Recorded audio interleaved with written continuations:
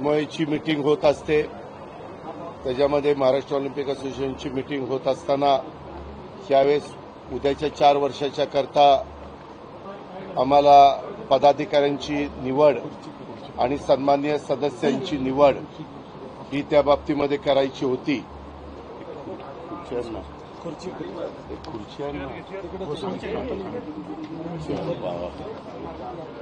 तर अजून एक घेऊन तर त्या बाबतीत पहिल्यांदा आपल्याला सगळ्यांना माहिती आहे की अनेकांनी फॉर्म भरलेले होते, परंतु नंतर शेवटी खेळाला महत्त्व देण्याचा निर्णय हा सगळ्यांनी बसून घेतला आणि त्याच्यामध्ये मुख्यमंत्री महोदयांशी पण चर्चा झाली.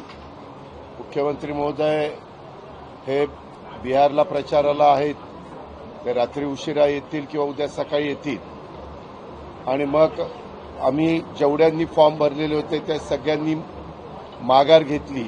त्याच्यावर निवडणूक अधिकाऱ्यांनी सांगितलं की एकही कुणी फॉर्म ठेवलेला नाही, त्याच्यामुळं निवडणूक घेण्याचा प्रश्न नाही. आणि वार्षिक सर्वसाधारण सभा सुरू झाल्यानंतर त्यामध्ये एक ठराव अशा पद्धतीनं मांडला गेला की मला अध्यक्ष म्हणून निवड आणि मी बाकीचे सन्मान्य सदस्यांची निवड करायची. जरी तशा पद्धतीनं झालेलं असलं तरी आम्ही सगळ्यांनी मिळून एकत्रमध्ये 21ची कार्यकारिणी आणि वेगवेगळे पदाधिकारी असतात. 4 लोक त्याच्यामध्ये ॲडिशनलचे घेता येतात, स्वीकृत म्हणून अजून 4 घेता येतात, असे 29 लोक घेता येतात. मागच्या वेळेस पण असेच 29 लोक होते कार्यकारिणीमध्ये. सगळे वेगवेगळे पदाधिकारी, वेगवेगळ्या समित्या असतात, त्या समितीवर चेअरमन म्हणून तुम्हाला संधी मिळू शकते. एकूण 60 संघटना, त्याचे एकूण 61 संघटना निवडणुकीच्या करता मतदानाच्या करता पात्र होत्या, परंतु त्याच्यातनं एका संघटनेने प्रतिनिधी पाठवले नव्हते. त्याच्यावर 30 संघटनांनी 60 प्रतिनिधी पाठवलेले होते आणि त्या 60 मध्ये आम्ही साधारण 29 निवडलेलं आहे. 28 आत्ता निवडले, परंतु एक महिला निवडायची, कारण सगळ्या कार्यकारिणीत कमीत कमी 3 महिला पाहिजेत. आता आम्ही 2 महिला घेतलेल्या आहेत. तिसरी एक महिला ज्या खेळाला प्रतिनिधित्व मिळालेलं नाही अशातनं तो खेळाडू आम्ही महिला म्हणून निवडणार आहे. असं जे आमचे पोटनियम आहेत किंवा नियमावली आहे त्या सगळ्याचं बंधन ठेवून आम्ही ह्या सगळ्या गोष्टी केलेल्या आहेत. आणि आज मी माझ्या अध्यक्षांनी निवड झाल्यानंतर मी सिनियर उपाध्यक्षाची एक पोस्ट असते, 4 उपाध्यक्षांच्या असतात, जॉईंट सेक्रेटरी, अशा वेगवेगळ्या अनेक प्रकारच्या पोस्ट असतात. तर त्याच्यात सिनियर उपाध्यक्ष म्हणून मुरलीधरजी मोहोळ केंद्रीय राज्यमंत्री यांची आम्ही सगळ्यांनी मिळून एकमताने निवड केलेली आहे. आणि बाकीच्या पण निवड आम्ही केलेल्या आहेत, परंतु ते उद्याच्याला थोडंसं काही निवडीच्याबद्दल आम्हाला मुख्यमंत्री महोदयांशी पण चर्चा करायची. त्यांच्याशी बोलणं झालं, ते म्हणाले की तुम्ही माझ्याशी उद्याच्याला चर्चा करा आणि त्याच्यातून खेळाला अधिक महत्त्व देण्याच्या दृष्टिकोनातनं, खेळाडूंना प्रोत्साहन मिळण्याच्या दृष्टिकोनातनं, संघटनेला येणाऱ्या अडीअडचणी दूर करण्याच्या दृष्टिकोनातनं क्रीडा विभागाचं संपूर्ण सहकार्य घेऊन आज पण काही सूचना केल्या. त्याचा पण नोंद हे क्रीडा मंत्री माणिकराव कोकाटे साहेबांनी घेतलेली आहे. आणि निधीच्याही संदर्भामध्ये त्यांच्या काही सूचना आल्या. वेगवेगळे 8 आपले विभाग आहेत, त्या 8 विभागामध्ये विभागीय क्रीडा संकुलने इन्क्लुडिंग बालेवाडी, तर त्याच्याबद्दल पण काही बाबी खेळाडूंच्या दृष्टिकोनातनं करणं गरजेचं आहे. आणि म्हणून आम्ही महाराष्ट्र ऑलिम्पिक असोसिएशनचे उद्याच्या 4 वर्षाच्या करता खेळ आणि खेळाडूंचं प्रतिनिधित्व करत असणाऱ्या मान्यवरांना अधिकचं महत्त्व देऊन, वेटेज देऊन आम्ही ही 29 लोकांची यादी आज जाहीर केलेली आहे. आणि तशाच पद्धतीनं अध्यक्ष आणि सिनियर कार्याध्यक्ष पण आम्ही जाहीर केलेले आहेत. बाकीची आजच्याच मिटिंगला आम्ही धरून घेणार आहे, तोही सगळ्यांची संमती घेतलेली आहे. ती नावं आम्ही उद्या प्रेस नोट काढून तुमच्यापर्यंत पोहोचवण्याचं काम करू. तुमच्या कार्यकारिणीवर 13.5 कोटींचा घोटाळा केल्याचा आरोप करण्यात आला. क्रीडा मंत्री त्याला सपोर्ट करतात, त्या संबंधित व्यक्तीला असं देखील म्हणण्यात आलं. आज तीच आरोप करणारी मंडळी असं एक मिनिट, असं काही नाही. का प्रत्येकाला वेगवेगळ्या पद्धतीनं आपलं मत मांडण्याचा अधिकार आहे. त्या संदर्भामध्ये नंतर काही प्रेस नोट काढली गेली. त्या संदर्भात त्या प्रेस नोटमध्ये जे काही सांगायचं ते सांगितलं. 2 वर्षाचा खर्चाच्या बद्दलचा तपशील सगळ्या क्रीडा विभागाला दिलाय. 1 वर्षाचा तपशील राहिलेला आहे एका वर्षाच्या क्रीडा स्पर्धेचा. त्याच्याबद्दल मला वाटतं 31 डिसेंबरपर्यंतची मुदत दिलेली आहे. 2 महिने म्हणजे नोव्हेंबर डिसेंबर 2 महिन्याची मुदत आणि ते 2 महिन्याच्या आत सीए आणि ते सगळे जे काही पेपर्स असतात, वाउचर्स असतात, बिलं असतात वगैरे वगैरे, कारण वेगवेगळ्या संघटनांच्याकडनं पण ती बिलं येणं अतिशय गरजेचं असतं. एखादी संघटना चालवत असताना एखादं कुणी काही काम करत असताना गैरसमज होत असतात. त्यामध्ये वेगवेगळे भूमिका मांडण्याचं काम वेगवेगळे मान्यवर करत असतात. परंतु त्याच्यातून कुठल्याही परिस्थितीमध्ये ह्याच्यामध्ये पारदर्शकच कारभार झाला पाहिजे अशा प्रकारची भूमिका ही आमची सगळ्यांची राहिलेली आहे. आम्ही त्याच भूमिकेतनं काम करतो. सर, हिंदी में जानना चाहेंगे आज की मीटिंग में क्या और अनअपोज जो है मैंने देखा है क्या कहना चाहेंगे और मीटिंग में आज महाराष्ट्र ओलंपिक एसोसिएशन की जनरल बॉडी की मीटिंग थी, एनुअल मीटिंग. तो उसमें आगे 4 साल के लिए बॉडी डिक्लेयर करने के बारे में चर्चा हुई. पहले बहुत सारे हमारे साथियों ने फॉर्म भरे थे, लेकिन बाद में हम सब बैठे और खेल में पॉलिटिक्स नहीं आना चाहिए, सबने मिलके काम करना चाहिए, ऐसा सोचकर हमने इसके बारे में डिसीजन लिया. सबने जो इलेक्शन ऑफिसर थे उनके पास विड्रॉल दिए और उन्होंने डिक्लेयर किया कि एक का भी फॉर्म नहीं रहा. और फिर एनुअल मीटिंग शुरू होने के बाद वहाँ हमारे साथी मुरली मनोहर जी ने एक प्रस्ताव रखा और उसमें मुझे उन्होंने अध्यक्ष पद का जिम्मेवारी दी और बाकी कार्यकारिणी के बारे में वो मैंने उसके बारे में डिसीजन लेना चाहिए ऐसा उन्होंने प्रस्ताव रखा. उसके बारे में 29 अलग अलग लोग हम ले सकते हैं, तो उसमें से 28 लोगों का हमने डिक्लेरेशन किया है. हमारे यहाँ प्रेसिडेंट की एक पोस्ट जैसी रहती है वैसे सीनियर वाइस प्रेसिडेंट की पोस्ट रहती है. तो उसमें सबको साथ लेके हमने मुरलीधर मोहन जी को सीनियर वाइस प्रेसिडेंटशिप दी है. और बाकी भी हम कल प्रेस नोट निकाल के कौन ट्रेजरर है, कौन जॉइंट सेक्रेटरी है, कौन सेक्रेटरी है, कौन और 4 हम वाइस प्रेसिडेंट बना सकते हैं, ये सब हम कल लिस्ट उसकी देंगे. उसके बारे में पूरा अधिकार हमें दिया है. मैं उसके बारे में अपने राज्य के प्रमुख चीफ मिनिस्टर देवेंद्र फडणवीस साहब के साथ भी बात करूंगा. हमारे क्रीड़ा स्पोर्ट्स मिनिस्टर है, बाकी हमारे साथी हैं, सबके साथ मिलके बात करके हम अंतिम फैसला लेंगे या डिक्लेयर करेंगे. आज के ही तारीख को वो डिक्लेअर किया है ऐसा हम करने वाले हैं. दादा, काल 1000 कोटींचं बजेट असेल अशा पद्धतीचं एक तुम्ही आश्वासन दिलेलं आहे. कशा पद्धतीने आता प्रयत्न करू तुला त्याच्या संदर्भामध्ये तरतूद केलेली आहे.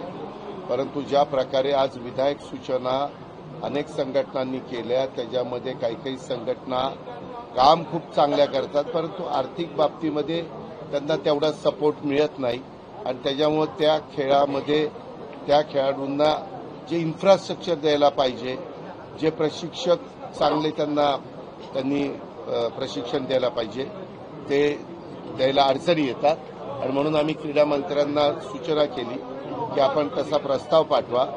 आम्ही मुख्यमंत्र्यांशी उपमुख्यमंत्र्यांशी बोलून त्या बाबतीमध्ये देखील त्या संघटनांना खेळाकरता, खेळाडूंच्या करता आणि उद्याच्या काळामध्ये देशाचे पंतप्रधान नरेंद्र मोदी साहेबांचं जे स्वप्न आहे की आपल्या देशामध्ये ऑलिम्पिक पण झालं पाहिजे, गेम आपल्याला तो मान मिळाला पाहिजे, कॉमनवेल्थचा पण आपल्याला मान मिळालेला आहे. अशा वेगवेगळ्या स्पर्धा, राष्ट्रीय स्पर्धामध्ये आम्ही काय केलं पाहिजे, राज्य स्पर्धामध्ये आम्ही काय केलं पाहिजे, काय आमच्या वेगवेगळ्या संघटनांची अपेक्षा आहे, हे सगळं आम्ही सर्वांनीच तिथं आजच्या वार्षिक सभेच्या निमित्तानं ऐकलं. आम्ही स्पोर्ट्स मिनिस्टर म्हणून त्यांनाही विनंती केलेली होती की आपण पण इन्व्हायटी त्यांना केलेलं होतं की आपण पण यावं, कारण स्पोर्ट्स डिपार्टमेंटशी ह्या महाराष्ट्र ऑलिम्पिक असोसिएशनचा जवळचा संबंध येतो. सगळ्यांनी मिळून मिसळून काम करणं हे गरजेचं होतं आणि तशा पद्धतीनं आम्ही लोकांनी सगळ्यांनी मिळून केलेलं आहे. पुणे जिल्ह्यातील खेड, जुन्नर आणि आंबेगाव या परिसरात बिबट्यांचा वावर वाढलाय. 13 वर्षाच्या मुलीचा मृत्यू झाला, त्यामुळे नागरिकांनी संतप्त होऊन वन विभागाच्या गाड्या जाळलेल्या आहेत आणि त्यांची मागणी आहे की या बिबट्यांवरती. मला आत्ताच ती बातमी कळाली, ही दुर्दैवी घटना आहे.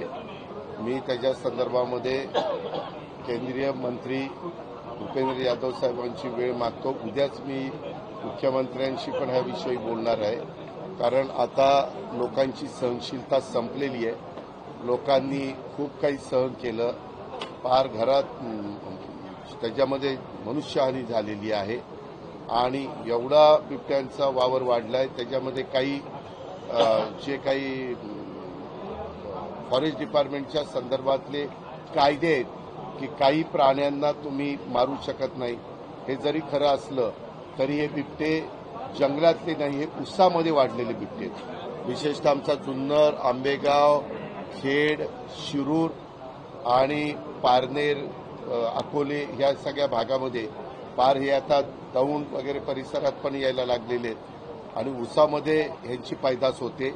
एकदा आमच्या शेतकऱ्यांनी ऊस लावला आणि पक्की बांधणी झाली की 1 वर्ष नुसतं पाणी देण्याचं काम होतं. त्याच्यावर आतमध्ये त्यांना 2 वेळेला त्या बिबट्यांच्या माद्या पिल्लांना जन्म देऊ शकतात आणि त्यांचं संरक्षण करू शकतात आणि मग तिथं पैदास मोठ्या प्रमाणावर वाढली. काहींचं म्हणणं आहे की जवळपास ती 1000-1200च्या पर्यंत पोहोचलेली आहे आणि म्हणून त्यांना पिंजरे वगैरे जे काही लागतात त्या सगळ्या गोष्टी पुण्याच्या डीपीसीमधनं आम्ही उपलब्ध करून दिलेल्या आहेत. परंतु संख्याच एवढी वाढली की आज तिथं माणसांना काम करणं मुश्किल झालं आणि त्याचा अतिरेक शेवटी आज झाला आणि लोकांनी फॉरेस्टची गाडी जाळली. कारण फॉरेस्टची ती जबाबदारी आहे की आपण बिबट्यांना आवर घातला पाहिजे.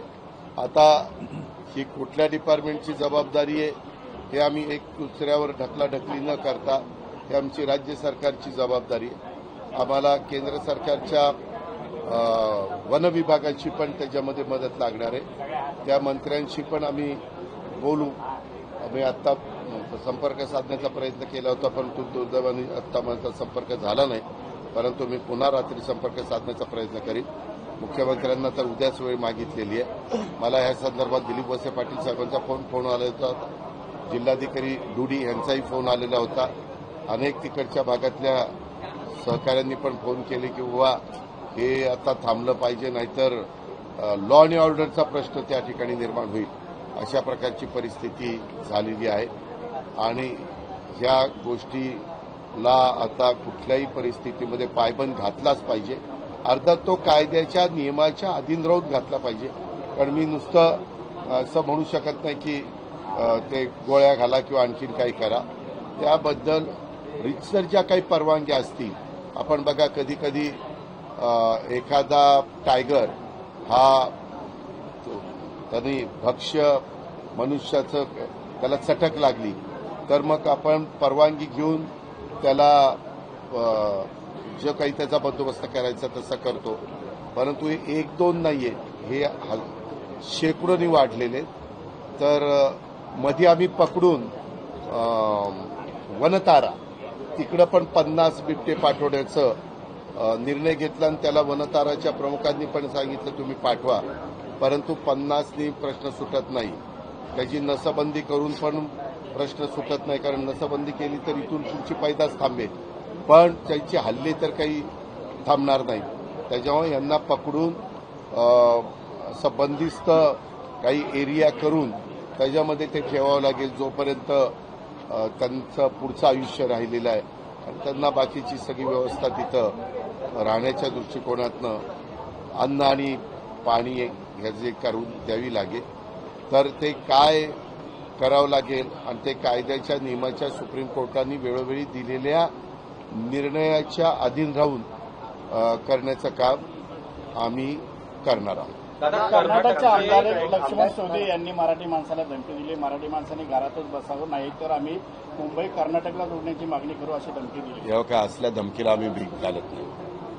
महाराष्ट्रातच मुंबई आहे, मुंबई महाराष्ट्रातच राहणार असं एखाद्या व्यक्तीने केलं म्हणजे काय अख्ख्या त्या कर्नाटकचं मत नाही आहे. या संदर्भातली मॅटर सुप्रीम कोर्टात चालू आहे. आम्ही मुख्यमंत्री सगळेजण सातत्याने प्रयत्न करतो की ती लवकरात लवकर सुप्रीम कोर्टामध्ये लागावी. आपलं पहिल्यापासूनची भूमिका आहे बेळगाव कारवार सह संयुक्त महाराष्ट्रामध्ये तो सगळा भाग आपल्यामध्ये निपाणी बेळगाव कारवार तो सगळा भाग आपल्यात आला पाहिजे. अनेकदा तिथल्या निवडणुका झाल्या त्यावेळेस जनतेने पण तसा कौल दिलेला आहे.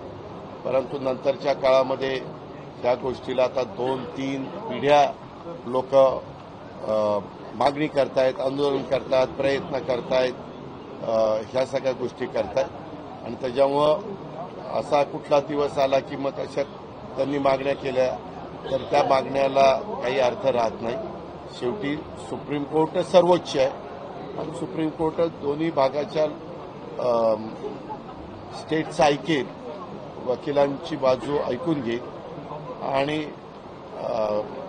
योग्य तो निर्णय देईल अशी आमची संजय राऊत आजारी आहेत. या संदर्भात अनिल थत्ते यांनी एक पोस्ट केली आहे की कोकणातील नेत्याने संजय राऊत यांच्या आजारपणासंदर्भात करणी केली, त्यामुळे त्यांचा आजारभाव कसं पाहता येईल? का मी तुम्हाला सांगितलेलं आहे, आज आमची महाराष्ट्र ऑलिम्पिक असोसिएशनची मीटिंग होती. ही आमच्या दृष्टीने खेळाच्या दृष्टीने खेळाडूंच्या दृष्टीने अनेक संघटनांच्या दृष्टीने महत्वाची होती. त्याच्याबद्दलची मी माहिती दिलेली आहे. बाकीचेही प्रश्न तुमच्या दृष्टीने महत्वाचे आहेत, त्याला आम्ही उत्तरं दिली पाहिजे ह्याही बद्दल दुमत नाही. परंतु मी खेळाच्या बद्दल महाराष्ट्र ऑलिम्पिक असोसिएशनच्या बद्दल आणि आमच्या जे बिबट्याने हल्ला केलाय तोही अतिशय गंभीर प्रश्न आहे, अतिशय गंभीर बाब आहे, त्याला उत्तरं दिलेली. बाकीच्या बद्दल तर 2 वेळेला आपले महिलांचे संघ फायनलला गेले. एकदा माझ्या माहितीप्रमाणे इंग्लंडच्या विरोधात हारले, एकदा ऑस्ट्रेलियाच्या विरोधात हारले. यावेळेस सेमीफायनलला ऑस्ट्रेलियाला एवढं मोठं टार्गेट आपल्या महिला खेळाडूंनी गाठणं सगळ्यांना दुरापास्त वाटत होतं, परंतु ते टार्गेट गाठलं गेलं आणि त्याच्यामुळे साहजिकच भारतीय महिला संघाच्या बद्दलच्या अपेक्षा क्रीडाप्रेमींच्या क्रिकेटप्रेमींच्या खूप वाढलेल्या आहेत. आम्ही आपल्या सगळ्या महिला खेळाडूंना शुभेच्छा देऊ.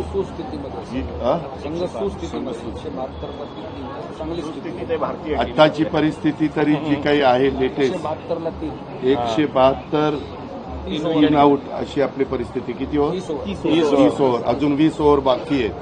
त्याच्यामुळं अजूनही एकदम आपल्या डंके की चोट पर आपल्या मुली खेळत आहेत, आपल्या महिला खेळत आहेत. त्याच्यामुळं निश्चित आपण अपेक्षा करू की आपल्या मुलींना आपल्या महिलांना त्याच्यामध्ये यश मिळावं. देशातल्या 130 कोटी 135 कोटी जनतेच्या शुभेच्छा त्यांच्या पाठीशी महाराष्ट्रात सहित.